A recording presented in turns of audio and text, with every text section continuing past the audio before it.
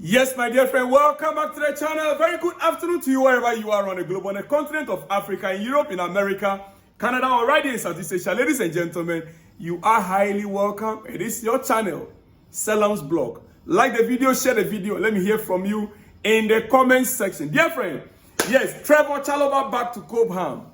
Shamefully, Chelsea sporting directors, they recall him back. The rejected stone will finally become the most important cornerstone. Yes. But anyway, it's for the good of the club because we are just conceding unnecessary goals. Center backs are not holding. Wesley Fofana injured and we just started to concede goals. Even before West's injury. I have been saying this. We score 5 goals, we concede 3. When was the last time Chelsea ever played a game, had a clean sheet? Clean sheet. Chelsea that we know, by our own records, we can score just 1 goal and win the game. As a matter of fact, it's our hallmark. Scoring 1 goal and, going on to win the game. Chelsea is known for tight defensive play. Now we want to go attacking and we are losing games. We are losing games. Listen, many of you, it's amazing how Chelsea fans think that replacing Jackson with someone more clinical as our striker is the solution to this issue. No.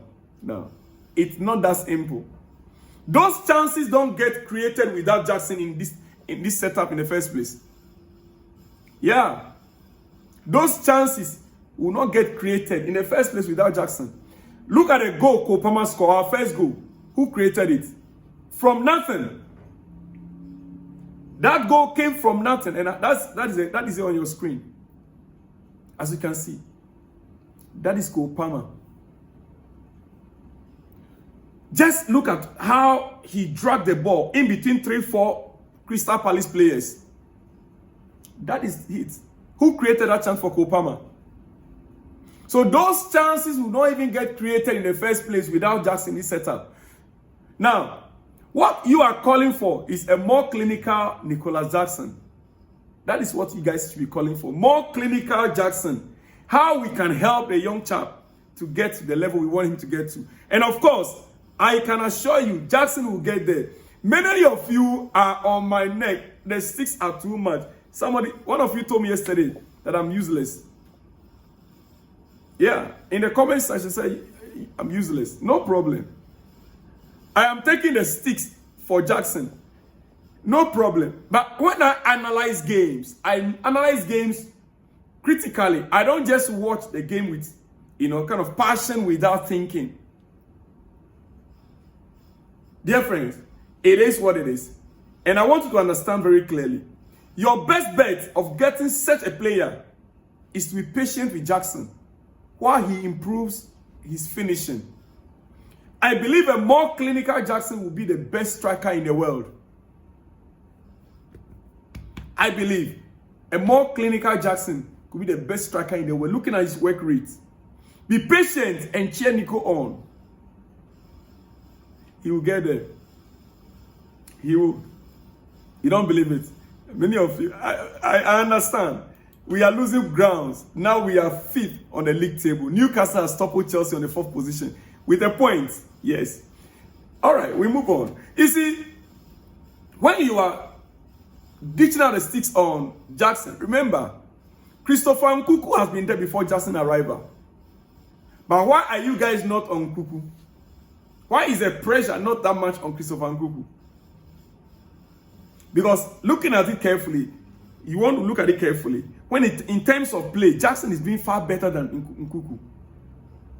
And Jackson is on a better wage than Nkunku. Nkunku is on a better wages. Christopher Nkunku is on higher wages compared to Jackson. Christopher Nkunku was better with much more amount of money, over 50 million pounds. Jackson was bought 34 million. So comparably, you should be expecting more from Christopher Nkunku. Yet, many of you are pretending.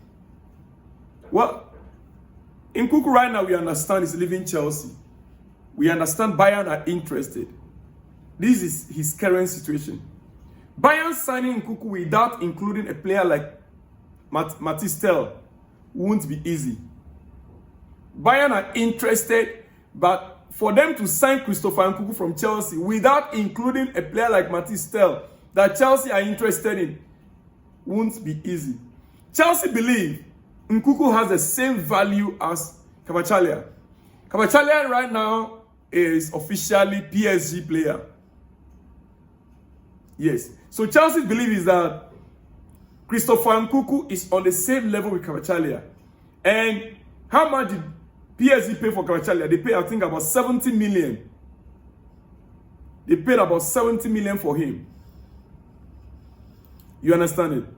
So if anything at all, PSG should be ready to pay the amount, the value for Christopher Nkunku, or player plus cash. Oh yes. Dear friends, now let me go into this before I forget. This. Exclusive. Chelsea are understood to be in talks with the Premier League over a financial settlement rather than a sporting sanction such as point deduction for secret payments related to transfers during Abramovich's era. Yeah, we remember very well last season, the issue came up. And many are expecting Chelsea to be sanctioned by point deductions. But these are deals that were done during the previous administration, during the Abramovich era. Abramovich is a sport, he loves football, he loves the club. He invests in it without expecting profit.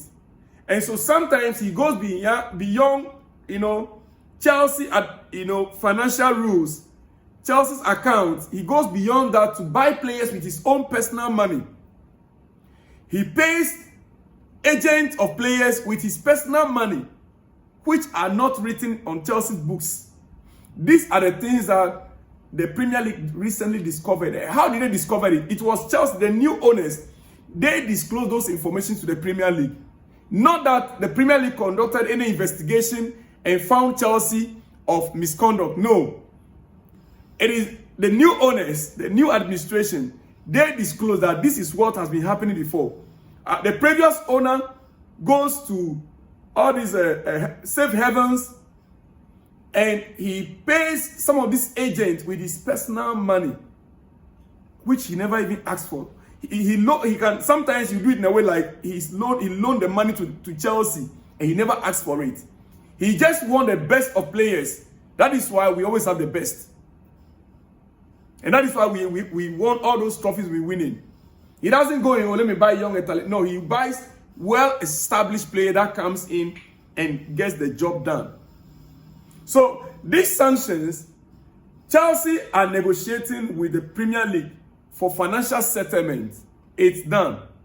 Instead of sporting sanctions like point deductions for the secret payment related to the transfers during Abramovich ownership.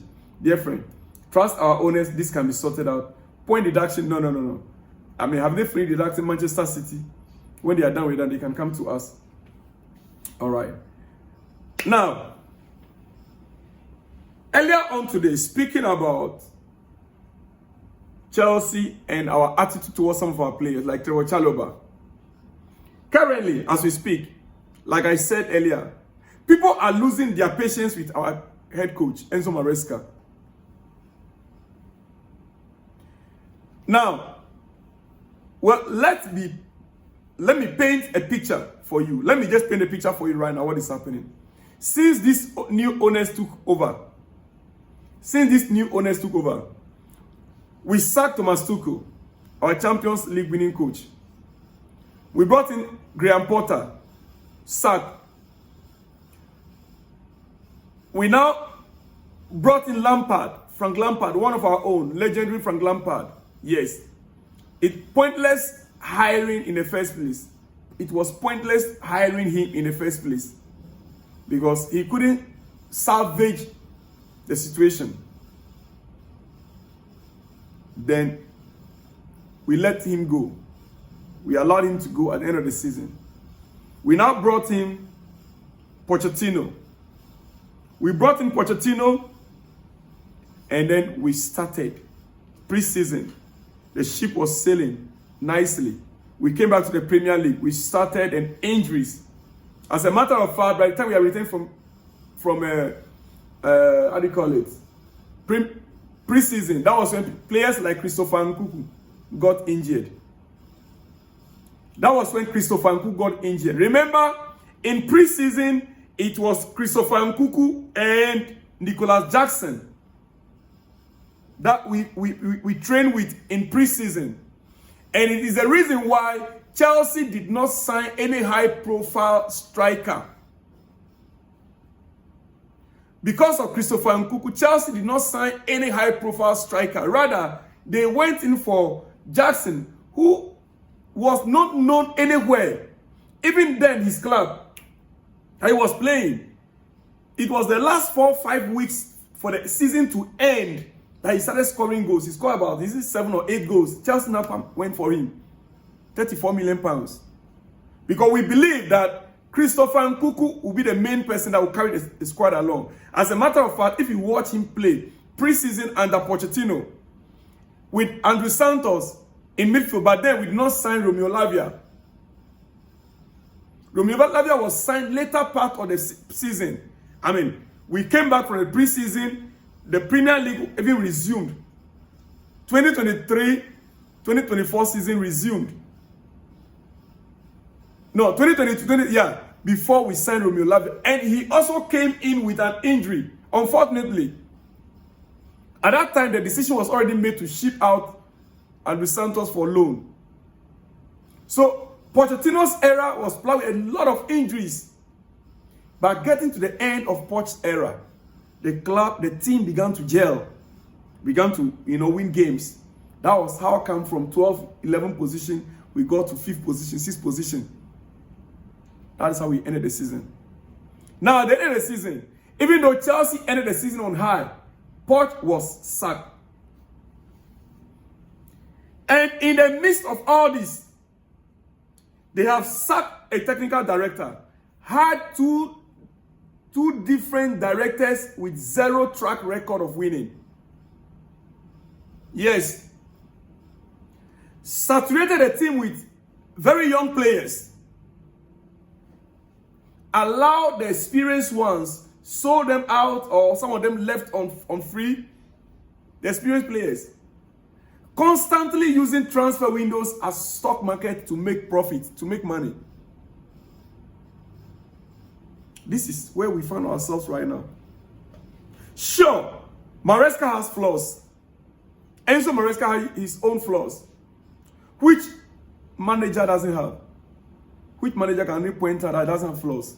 Even our own legendary coach, Jose Mourinho, has his own flaws as well. But you think once again, manager is the main issue for most clubs. Currently, he is part of the problem, but I will not call for his sack. He still needs time. We need to begin to think deeper. It is, for me, everything Chelsea is going through right now is our 2 sporting directors. The co-sporting directors. The bus stops on them. Right now, it is not about the coach, the sporting directors. We are 5th on the league table now. 3 weeks ago, we were 2nd and 2 points behind the league leaders. Or let me just say 3.5 weeks ago, we were 2nd and 2 points behind the league leaders. I have seen world-class coaches sacked for less performances. I've seen world-class coaches sacked at this stage that we are right now, back to 5th position. From 2nd, with 2 points behind the league leaders, just to drop within 3 weeks to 5th on the league table. I have seen world-class coaches sacked under these kind of circumstances. But I want to tell you, this whole situation we find ourselves in is because of our sporting directors. Ladies and gentlemen, I'm about to run up. It is hot in the afternoon. I know I've taken much time. Chelsea wants 70 million for Christopher Nkunku. That's our £58.9 million. Nkunku and Bayern are waiting on Chelsea and Matistel's decision. So it's very likely Christopher Nkunku might be leaving, but before the Matistel must agree to Chelsea's demands. It is what it is, according to Fabrizio Romano. Like I told you, we are fit on a little, as you can see it on your screen, with 37 points. Newcastle now is up to 4th position with 38 points. We've dropped from the Champions League position. When are we going to climb back again? Is it going to be possible or not? Dear friends, on that note, let me hear from you in the comment section. I'll be back with more exclusives in the later days or later hours. Shalom and peace.